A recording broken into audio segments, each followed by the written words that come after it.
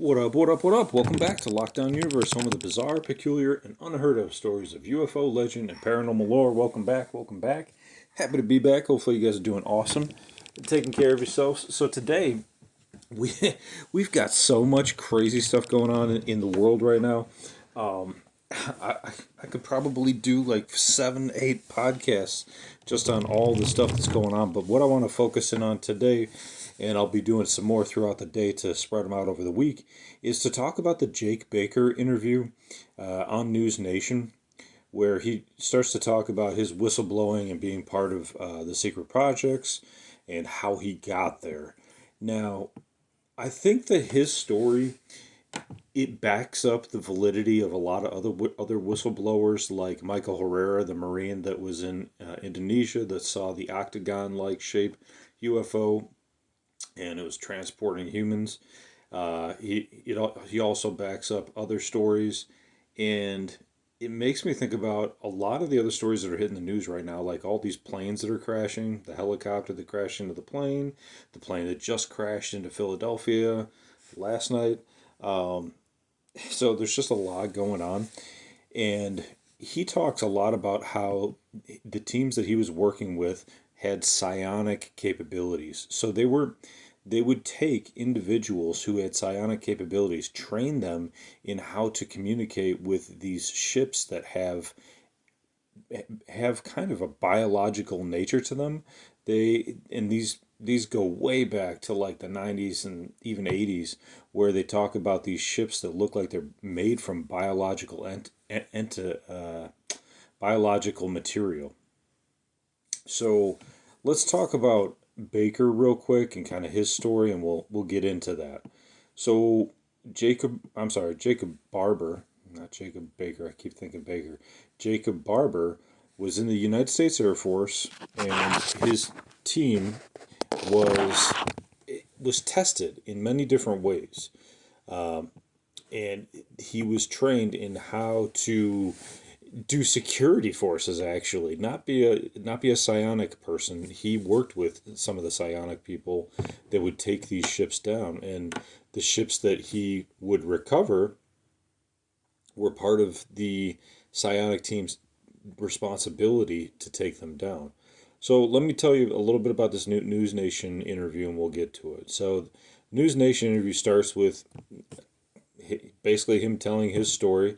His name's Jacob Barber. He says for the past 30 years he worked in both an official and unofficial capacity in the United States government.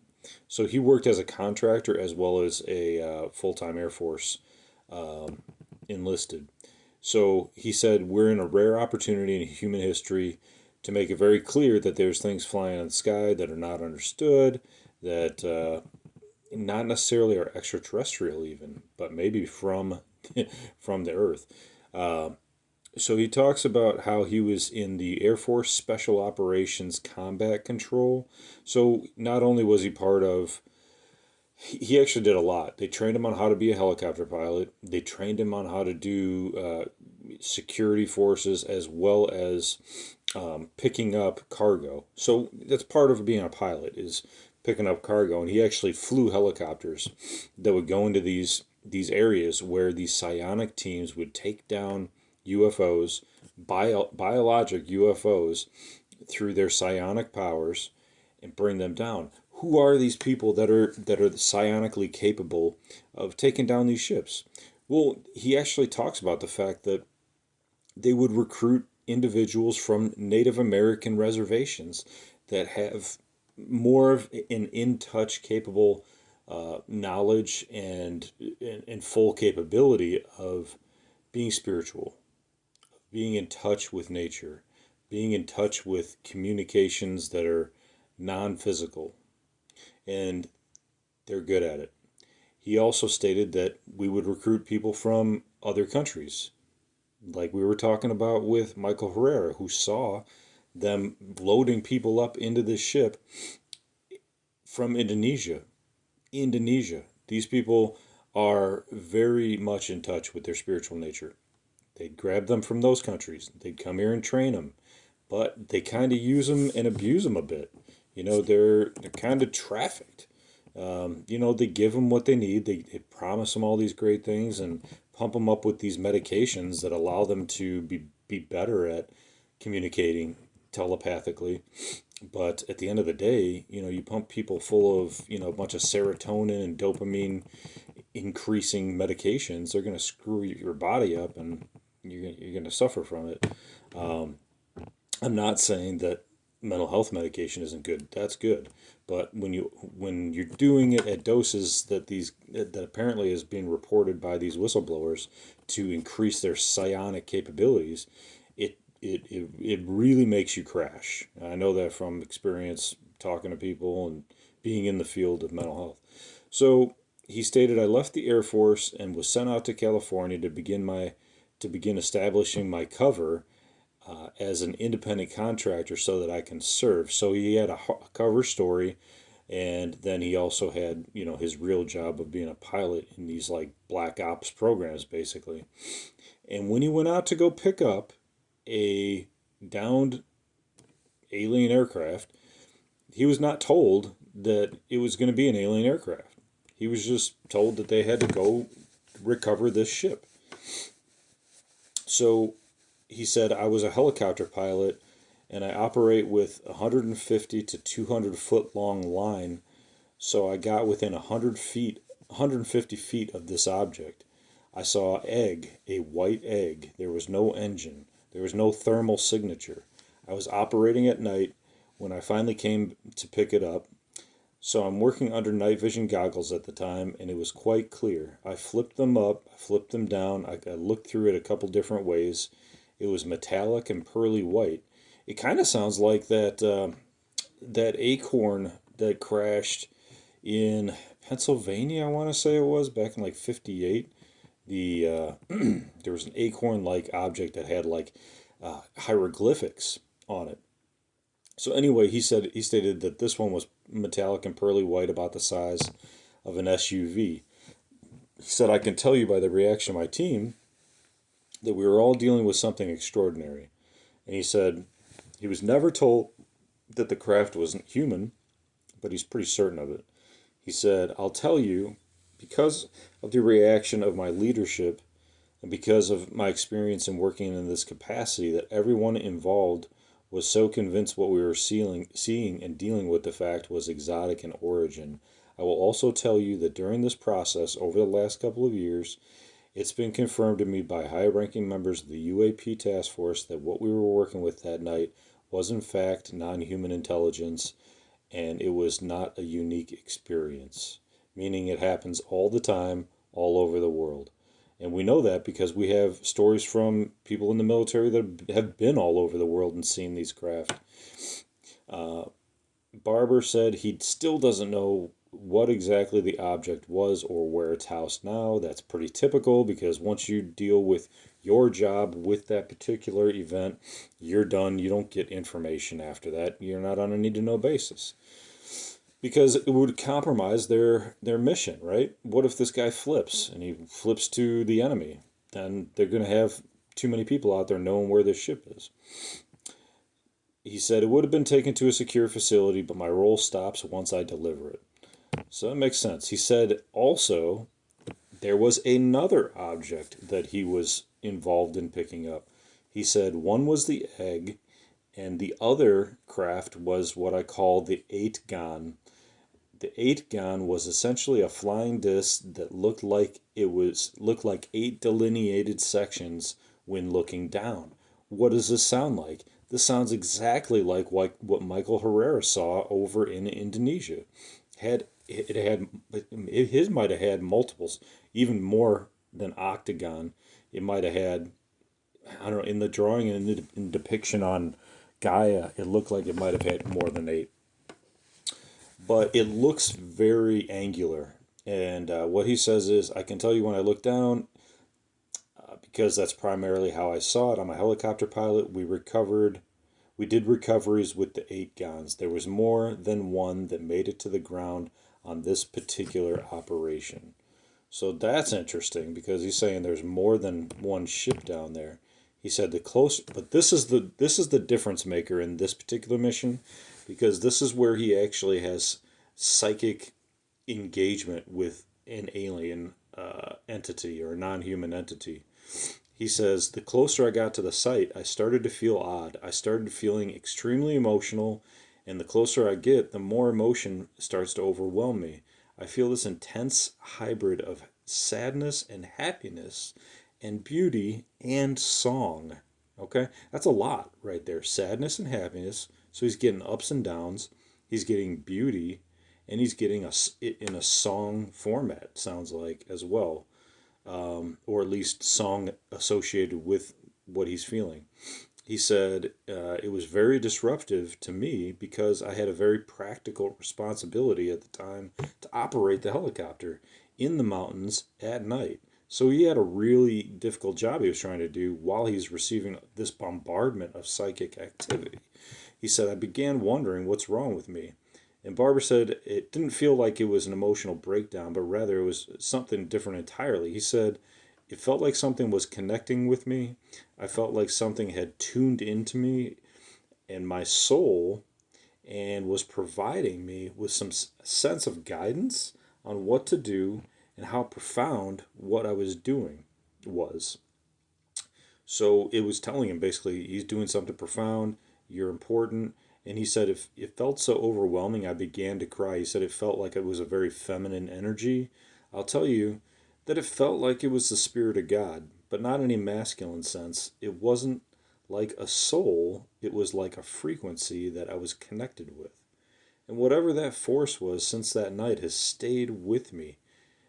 That's interesting, right? Because for it to stay with him this entire time means he really tapped into something, and it might not even have been an entity, but almost like a radio frequency that's alien, that is persistent and stayed with him. That's just a guess. Could have been an entity, but he said it didn't feel like it was a soul. It was like a frequency that he connected with. Maybe the home world has its own frequency that's promoting beauty, power, peace, um, and sadness and happiness all around the same time. All that information coming to him at the same time. And he says, as crazy as it sounds, what's guiding me right now is that frequency, and that's what's providing protection for me. I saw him in another interview, and he said nobody wants to come near me, nobody wants to mess with me. He said if anybody wanted to mess with me on the street, he's like they would never mess with me because I have this protection. He has this protection that nobody's going to mess with him on. So he said the psionics, those are the people that helped him that night. He said that his mission came from the fact that it was not an accidental crash. He claims the UAPs were summoned by this special team, and he calls them the psionics. He says these are people that have a predisposition to extemporal abilities and sensitivities, most commonly referred to as people with alleged psychic powers. He said, in the program, it was certainly a desire to explore the idea that perhaps UAP could be summoned, could be communicated with, and could be controlled and could be persuaded to land, all by deploying people with psionic capabilities to interface and communicate with the UAP. Isn't this interesting? Because for years we've been hearing about the fifth method of communication, the um, you know, encounters with the third kind, except this is encounters with the fifth kind, with communicating with them telepathically. And that's what a lot of teams try to do. You hear about Stephen Greer leading teams out there. Even Emery Smith from Gaia leads teams to do CE5s. And basically, it's a group of folks that go out and they meditate and they focus on trying to communicate with extraterrestrial craft, extraterrestrials, and try to have them show up in the sky and even try to land and engage with them. So he said it's something Barber witnessed firsthand. It looks a lot like meditation. He firmly believes that psionics are capable of making a mental and spiritual communication and connection with this technology. He witnessed it. Uh, something other. He witnessed another thing as a decorated special forces operator, and his colleague witnessed it too. He said, "I've had the pleasure of meeting multiple psionic assets." His friend Don Paul Bale says. He says, I've seen them function. I know what they're capable of doing, and I've seen them do it. It's established that the Pentagon has had an interest in psychic capabilities, what it calls remote viewing for military purposes. The famed Project Stargate spent years studying the subject for the CIA. And that's the interesting thing, is that we have another Project Stargate that's going to get confused with this Project Stargate, where they're trying to build AI warehouses all throughout America. So I don't know why they selected Project Stargate as the AI building project, but it's going to get confused with this previous Project Stargate, which was remote viewing stuff. So Barber said to News Nation, he said, these encounters can actually have a negative effect on your health. He said, we transported what we called mystery boxes all the time. He says, I have no idea what they could have had in them. They could have been empty. They could have been filled with, some sort of radioactive material. He says he and his team were authorized to use lethal force to protect their shipments should anyone try to seize them. Of course, that makes sense. He said, after a particular mission, I and everyone on my team got extremely sick, physically ill. We had to go into the hospital, and within weeks, he lost every hair on his body, and he also lost skin on his arms. The skin actually started falling off of his body. He ended up developing a severe heart murmur as well, and a lot of people were really sick. These were acute injuries that were obviously severe. And I mean, he said the reports read like a bit of a horror show, to be quite honest. And he's worried that, he healed from it, but he still has alopecia. He doesn't have any hair on his head. He doesn't have any eyebrows. And his eyes are very wide in this interview. In other interviews I've seen with him, he didn't have such wide eyes, but they kind of make him look, either extremely surprised or extremely worried or extremely acutely aware, like he's been on a lot of coffee or something. He doesn't speak like he's been on stimulants, but he definitely looks, very wide open eyed. And I wonder if that's an effect from being around all of these, not only these technologies, like he calls them, there's like mechanical battalions and then there's psionic battalions. And you have to wonder if you're around these psionic battalions or this psionic energy from, an alien race that he has been involved with, that if it hasn't messed with his, just his biology in general, you just wonder. It has to. It has to. There's no doubt in my mind it has to. So this is really interesting too, because I mean, there's so much information in this. We could do a part two, honestly, and maybe I'll do a part two. I'll leave it there because it gets into like some stolen hard drives. It gets into like some more strange things that happen, and he goes into how he's creating his own company to go out and hunt down crashed UFOs. He has the team, he has the backing, and they're gonna get into that. So I'm gonna get into that in the next episode. So check out this one and listen to it, and then come back for number 2. We'll talk about that. Talk about part 2 with Jake Barber. So take care of yourselves, guys, spiritually, physically, emotionally. Follow through on your hobbies and your goals and your dreams.